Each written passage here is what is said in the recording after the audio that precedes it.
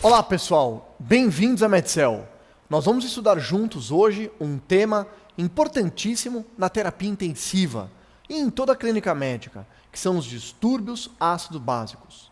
E eu queria começar com a seguinte pergunta provocadora. Num quadro de acidose metabólica, que eu tenho certeza que vocês viram inúmeros quadros durante a formação e por isso cai muito nas provas, você sabe quando está indicada a reposição do bicarbonato? Então vamos relembrar juntos esse aspecto e todos os outros relacionados ao distúrbio do equilíbrio ácido-básico.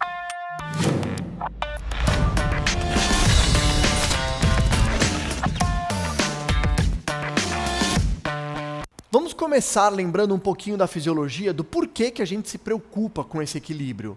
Olha só, o metabolismo de todos os elementos do nosso corpo, o metabolismo dos carboidratos, a nossa principal fonte calórica, né? O metabolismo dos lipídios, o metabolismo das proteínas, todos acabam levando à produção de algum tipo de ácido orgânico. E os exercícios físicos também. Então, a produção dos ácidos faz parte da nossa vida. Mas o equilíbrio do pH do nosso sangue, ele é estreito. Então o nosso corpo não pode permitir que o nosso corpo fique variando o pH. Então a gente tem basicamente 3 sistemas, um muito rápido, que é aquele sistema tampão, que a gente estuda nas aulas de bioquímica, um outro que não é tão rápido, mas ainda é muito eficaz, que é a regulação respiratória, por conta da retenção ou da gente conseguir expelir mais CO2. Então a variação da respiração regula o nosso CO2. E temos um mecanismo bastante eficiente, mas um pouco mais tardio, que é por meio da resposta dos nossos rins, que podem secretar mais bicarbonato ou segurar o bicarbonato. Então, pessoal, o que a gente vai discutir muito ao longo da nossa aula são basicamente as respostas e a interação desses 2 sistemas, um cuidando do bicarbonato e um cuidando do CO2. E é por isso que a gente usa essa fórmula, a famosa fórmula de Henderson-Hassenbalch, que é uma fórmula que permite a gente calcular o nosso pH. Então, dessa fórmula toda, a gente simplifica focando em quais elementos? Bicarbonato e o CO2. E o que vocês precisam gravar é a relação do bicarbonato com o pH, que por estar aqui no numerador, ele é diretamente proporcional, ou seja, aumenta bicarbonato, aumenta pH. Diminui bicarbonato, diminui pH. E o CO2, que é inversamente proporcional. Portanto, aumenta CO2, diminui pH. Diminui CO2, aumenta o pH. E aí, a gente vai estudar a interação desses elementos para que o pH do nosso sangue fique dentro dessa faixa de normalidade. Tá? Então, a faixa de normalidade do nosso pH é de 7,35 a 7,45. E isso é importante para o funcionamento de todas as reações químicas do nosso organismo. Então, quando esse pH começa a ficar muito baixo, a gente vai ter as acidoses, prejudicam as reações químicas do nosso organismo, até que eu posso chegar em níveis incompatíveis com a vida. A mesma coisa, se o pH começa a aumentar, eu vou ter as alcaloses e da mesma forma podem ser extremamente perigosas se isso não for corrigido. Mas, como o objetivo nosso é entender os mecanismos, ver um caso clínico, ver um paciente e inferir se esse paciente tem uma acidose metabólica, se ele tem uma alcalose metabólica, a gente vai usar, ao invés de intervalos, valores médios. De novo, deixa eu falar aqui mais perto de vocês. O objetivo dessa nossa aula é vocês pegarem um caso clínico, é vocês estarem diante de um paciente e com a ajuda do exame laboratorial, que vem na gasometria, que é o estudo dos gases, você vai ter na tua mão o pH, o valor do bicarbonato, o valor do CO2, e você vai ter que determinar se aquele paciente tem um distúrbio metabólico ou respiratório, e nesse distúrbio, o que ele tem? É uma acidose? É uma alcalose? Está sozinha? Tem resposta compensatória? Tudo isso nós vamos ver juntos. Mas, para facilitar essa análise, ao invés de um valor de variação, a gente vai se concentrar em valores únicos. Então, vou voltar para cá. No próximo quadro, eu vou chamar a atenção de vocês. Quais são os valores médios de todos os elementos que a gente vai ler na gasometria arterial? Vamos ver. Então, olha aqui, pessoal. pH. Claro que a gente acabou de ver que o pH normal é de 7,35 a 7,45. Mas qual que é o pH médio? 7,40. PCO2. Claro que o PCO2 normal é de 35 a 45. Mas qual que é o PCO2 médio que vai nos ajudar a interpretar os exames? 40. O bicarbonato vai de 22 a 26. O que eu vou considerar? 24. Base excess, 0. Por que isso ajuda tanto? 7,40 é um valor médio. O que estiver indo abaixo de 7,40 está levando para acidose. O que estiver acima de 7,40 está levando para alcalose. Se eu tiver um PCO2 abaixo de 40, está lavando CO2 e, portanto, contribuindo, como ele é inversamente proporcional, para subir o pH.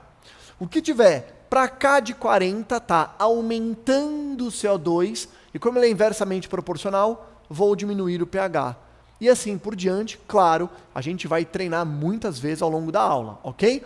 Outros valores médios, o cloro 100, o anion gap 10 e o delta anion gap, delta bicarbonato, de 1 a 1,6. Ok? A gente vai relembrar também o que é esse anion gap e o que é essa variação do anion gap pela variação do bicarbonato. Vamos passo a passo. Primeiro, distúrbio primário. O que é um distúrbio primário? É a alteração do CO2 ou do bicarbonato que, se eu não corrigi-la, ou se o próprio corpo não corrigir, vai levar à acidose ou alcalose. Então, olha só, o distúrbio metabólico primário, vou dar um exemplo, pessoal.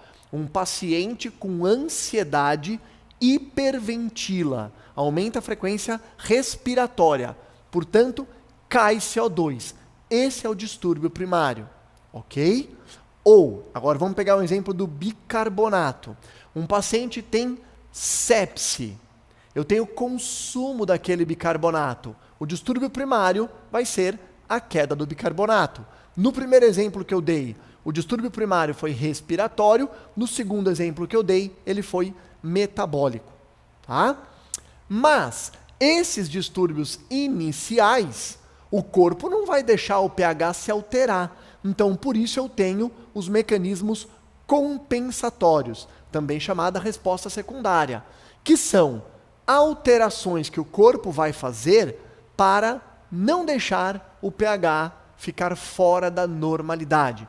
E eu posso ter distúrbio misto, que envolve os dois sistemas. Tá? Como é que a gente vai relacionar isso?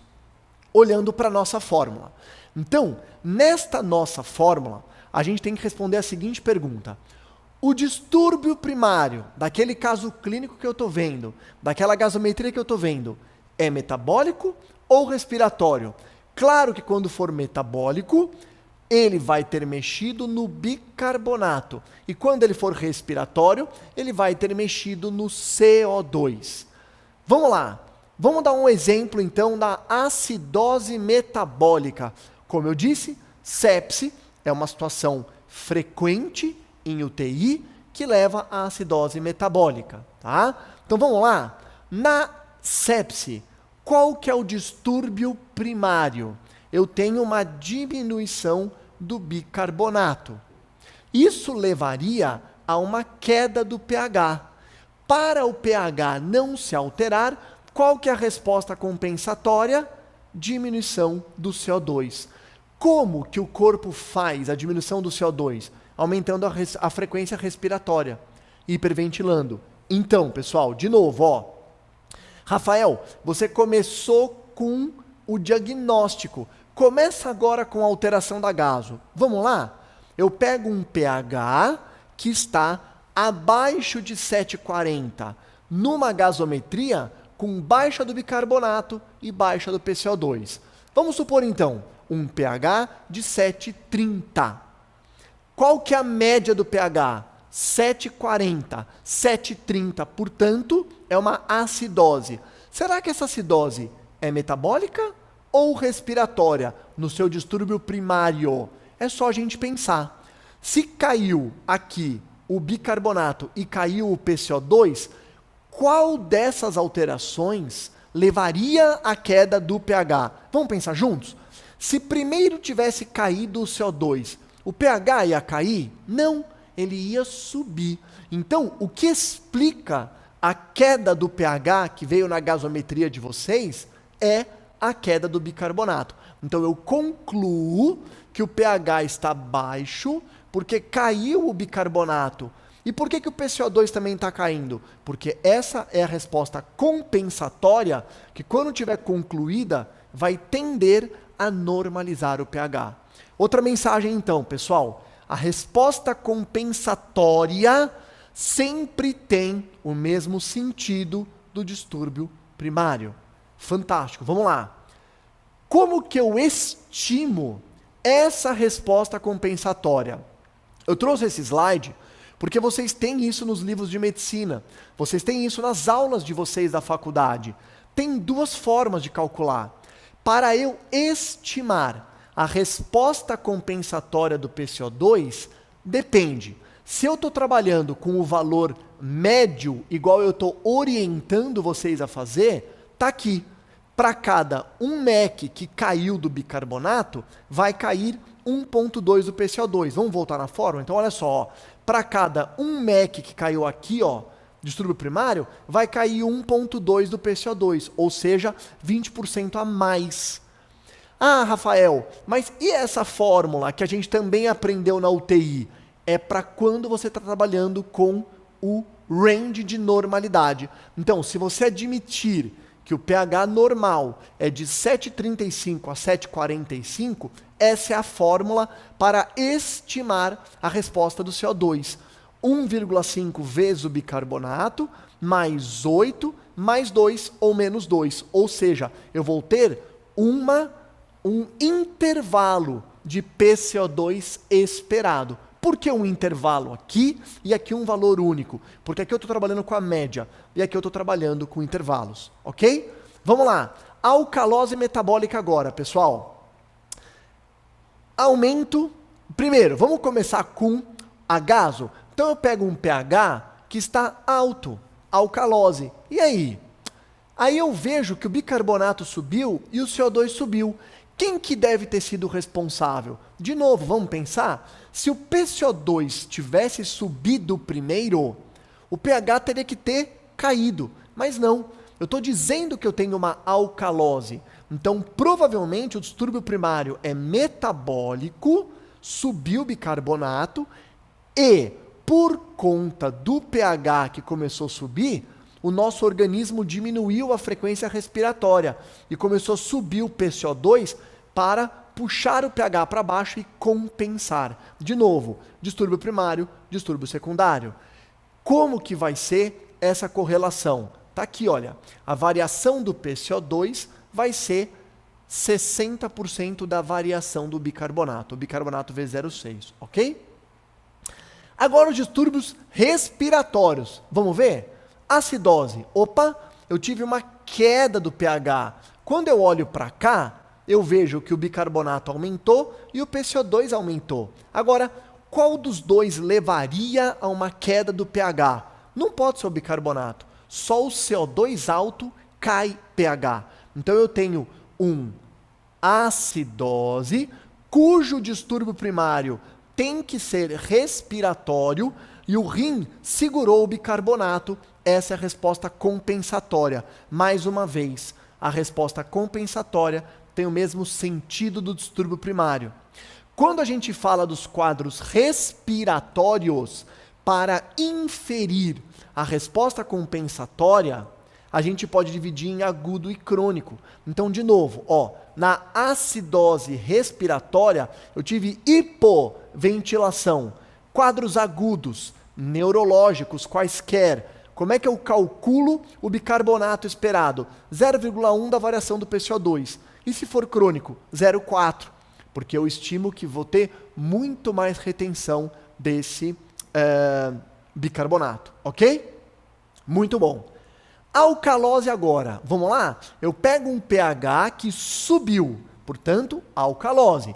O que vai explicar? Se eu continuar vendo a gasometria e eu vir um bicarbonato baixo e um CO2 baixo. O bicarbonato baixo não explica a alcalose, né? Porque ele levaria à acidose. Então eu sei que o distúrbio primário tem que ser respiratório. Pronto. Agora é uma hiperventilação. E o rim está jogando fora bicarbonato para compensar. Mais uma vez, se é um distúrbio respiratório, as estimativas de compensação variam do caso agudo para o caso crônico. Ok? Chamar a atenção mais uma vez de um ponto importante para vocês. Vamos lá.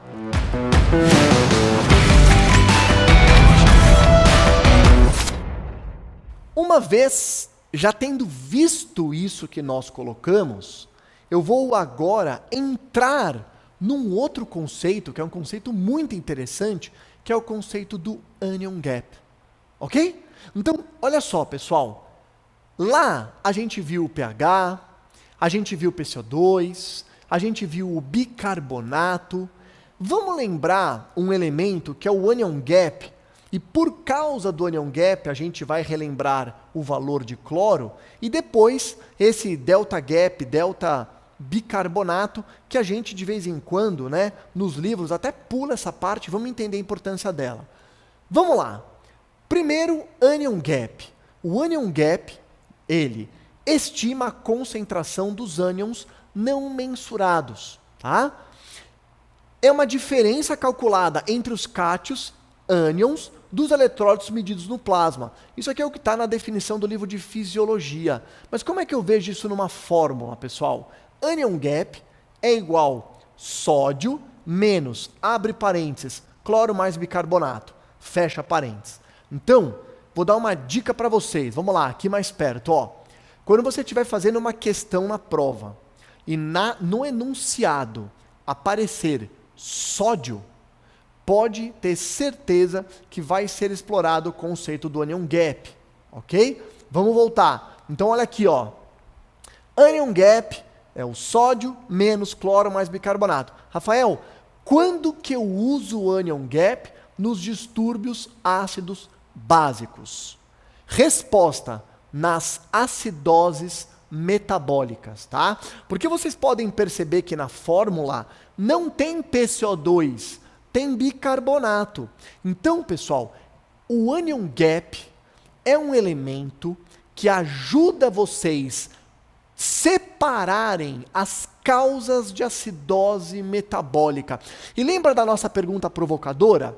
Como é que eu sei que eu vou ter que repor bicarbonato ou não na acidose metabólica? Pois é, o anion gap vai ajudar a responder. Mais uma vez, esse é o range da normalidade, né? Ou um valor médio de 10. Vamos ver como é que funciona. Acidoses metabólicas chamadas com anion gap aumentado. Então, de novo, quando eu falo de anion gap, eu estou falando de acidose metabólica. Mas lá no enunciado, vai vir assim, paciente com diabetes, quadro de cetoacidose diabética, vai vir o sódio, vai vir um cloro e você vai ter lá o bicarbonato. Bom, primeiro você vai ver realmente que trata-se de uma acidose metabólica. Depois, o que você vai ver? Que nessa fórmula, pessoal, o sódio não está alterado além do que deveria. O cloro vai estar normal na prova de vocês, mas o bicarbonato reduziu. Então, nessa fórmula que está aqui, né, na tela de vocês, Se somente o bicarbonato diminuir, o que vai acontecer? Esse elemento da subtração vai cair. E se eu vou subtrair de algo menor, o onion gap vai aumentar. Então, pessoal, acidoses metabólicas que só cai o bicarbonato são as chamadas acidoses metabólicas com onion gap aumentado. Alguns livros chamam de acidose metabólica com onion gap. Então vamos dar uma olhada? Causas: cetoacidose diabética, jejum prolongado, cetoacidose alcoólica, acidose lática, como na sepse, intoxicação exógena por metanol, por etilenoglicol. Então essas são as causas, inclusive mais frequentes de acidose metabólica. Qual que é o pulo do gato? Nas acidoses metabólicas com onion gap aumentado, em geral, você não tem excreção do bicarbonato. Eu tive consumo, portanto, eu não vou repor bicarbonato, eu vou tratar a causa. O que é diferente dessa segunda, aonde eu tenho diminuição do bicarbonato, só que não é por consumo, é por excreção. E, em geral, isso se faz às custas de troca com o cloro. Então, o bicarbonato cai e o cloro aumenta. Vai vir um cloro de 110 na prova de vocês. Opa, se o cloro aumentou, eu faço o cálculo do onion gap e o que vai acontecer? Aqui caiu, aqui subiu, isso aqui fica estável e o meu onion gap fica normal. Então, esse segundo grupo é das acidoses metabólicas com onion gap normal, ou em alguns livros chamados acidose metabólica sem onion gap, né? Quem que está aqui nesse grupo? Diarreia, fístulas ou drenagem do intestino delgado, derivação ureteral, acidose tubular renal. Qual que é a grande dica aqui, pessoal? A grande dica é que aqui eu preciso repor bicarbonato. Então, de novo, deixa eu vir mais perto de vocês, ó. Mensagem: acidose metabólica com onion gap aumentado não necessita repor bicarbonato.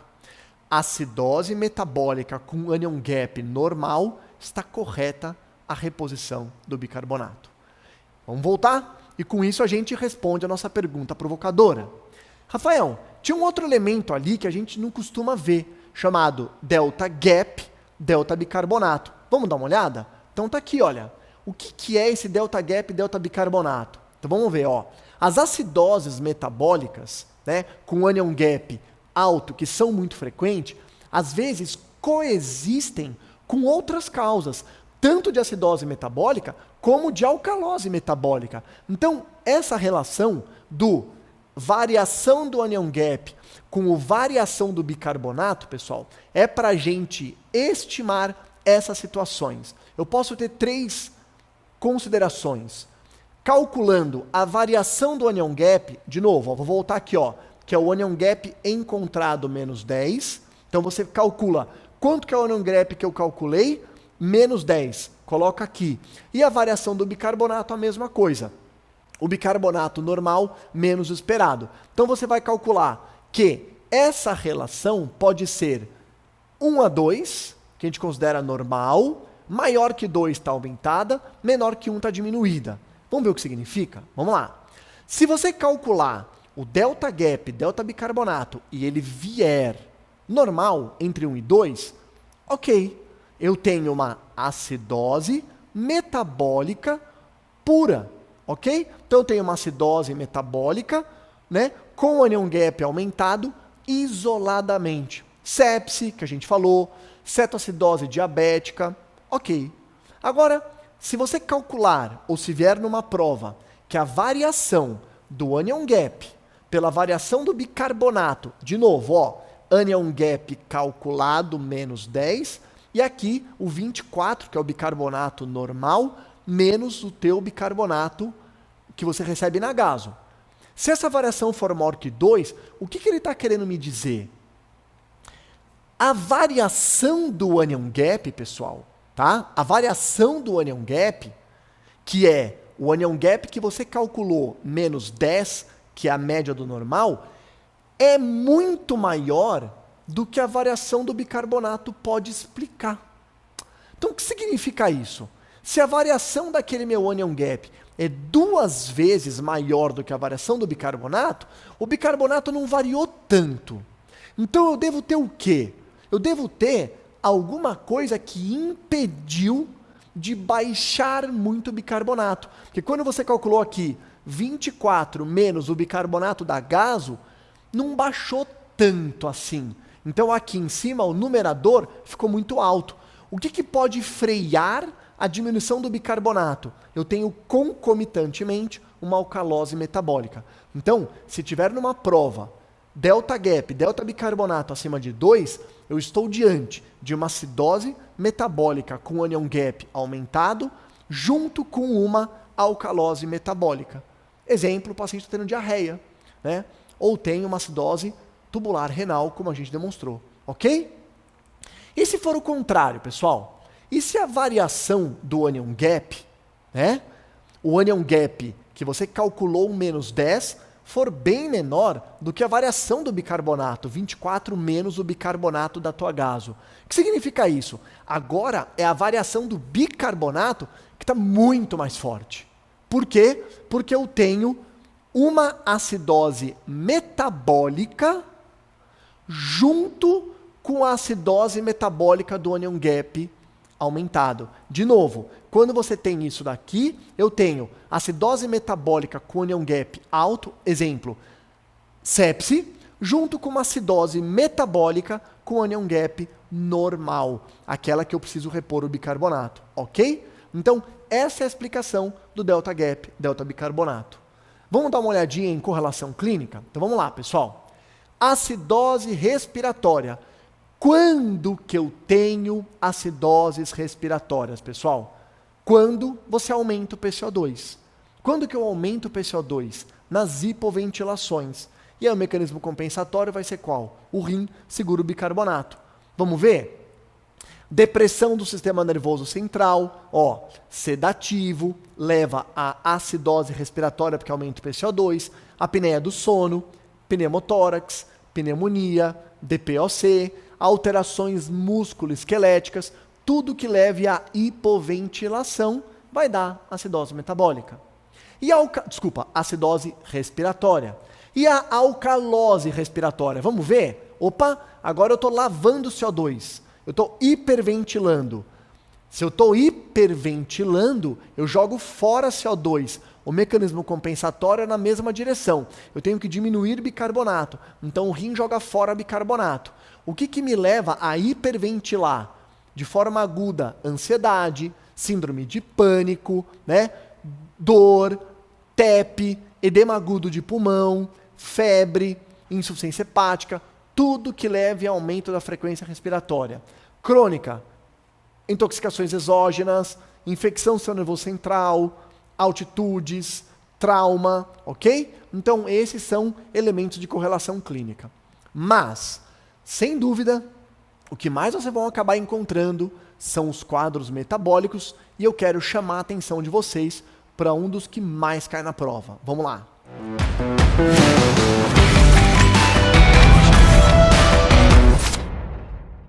Cai na prova, pessoal. Acidose metabólica com onion gap aumentado. Aquela que só o bicarbonato caiu. Então ele foi consumido, não foi excretado. Eu não preciso repor bicarbonato. Então, ó, consumir bicarbonato. O cloro está normal. O mecanismo compensatório tem o mesmo sentido. Então, diminuir o bicarbonato vai diminuir o PCO2 como? Hiperventilando, né? Onde que acontece isso? Insuficiência renal, cetoacidose diabética, intoxicação por metanol, etilenoglicol, por salicilato, sepse, insuficiência cardíaca, que levam a acidoses láticas, ok? Então gravem, essas são situações clínicas muito frequentes nas provas de vocês. E a acidose metabólica com onion gap normal? Opa, agora eu estou perdendo bicarbonato, então eu preciso repor. Então aqui eu preciso repor o bicarbonato, né? Como é que eu sei que o onion gap vai dar normal? Porque eu retive cloro. São as acidoses metabólicas hiperclorêmicas, né? E o mecanismo compensatório é o mesmo, eu preciso jogar fora CO2. Quais são eles exemplos? Diarreia, que mais? Acidose tubular renal, né? De novo, são aquelas que dava o delta gap, delta bicarbonato menor que 1. Eu tenho duas acidoses metabólicas juntas. E a alcalose? Opa, agora é diferente. Agora aumentou o bicarbonato, em geral porque eu perdi hidrogênio, né? Se aumentou o bicarbonato, meu mecanismo compensatório é aumentar o PCO2, diminuindo a frequência respiratória, ok? Vamos lá ver os casos clínicos? Vômito, sonda nasogástrica aberta, que mais? Excesso de glicocorticoide ou mineralocorticoide, ingestão de álcalis. Aqui que dava delta gap, delta bicarbonato maior que 2. Por quê? Porque alguma coisa impediu o bicarbonato o bicarbonato de ter uma variação tão grande quanto a do anion gap. Então impediu o bicarbonato de cair tanto. Então alguma coisa subiu o bicarbonato. É um exemplo do paciente com sepse e, por exemplo, uma sonda nasogástrica aberta ou vômitos. Pronto. Paciente com sepse vomitando, posso ter uma acidose metabólica com anion gap aumentado da sepse. Mas quando eu calcular o delta gap, delta bicarbonato, vai dar maior que 2, porque ele também está tendo uma alcalose metabólica. Ok? Vamos fazer uns exercícios juntos? Então vamos lá. Imagina que você pegou uma gaso, ou está fazendo uma questão de prova que veio pH 7,48, bicarbonato 48, perdão, PCO2 48 e bicarbonato 36. Pessoal, vamos pensar juntos, tá? Lembra, qual que é o jeito mais fácil de resolver a prova? E na vida real também, pensar nos valores médios. Então, pH normal, 7,40, médio. PCO2 normal, 40. E o BIC normal, 24. Então, se o pH normal é 7,40, 7,48, eu estou diante do quê? De uma alcalose. O pH subiu, é uma alcalose. Agora, o que levaria a uma alcalose? Um PCO2 que aumentou, porque o valor médio é 40, ou um bicarbonato que aumentou? Claro, o bicarbonato que aumentou, porque o PCO2 subindo baixaria o pH. Viu como fica mais fácil? Usando os valores médios? Então, olha só, aqui eu tenho uma alcalose, e eu sei que ela é uma alcalose metabólica, porque esse é o mecanismo primário que leva ao aumento do pH. E claro, para o corpo não deixar ficar muita alcalose, ele subiu o PCO2. Então olha o que vai aparecer aqui, ó, a nossa tabelinha dos valores médios, ó. 7,40 subiu.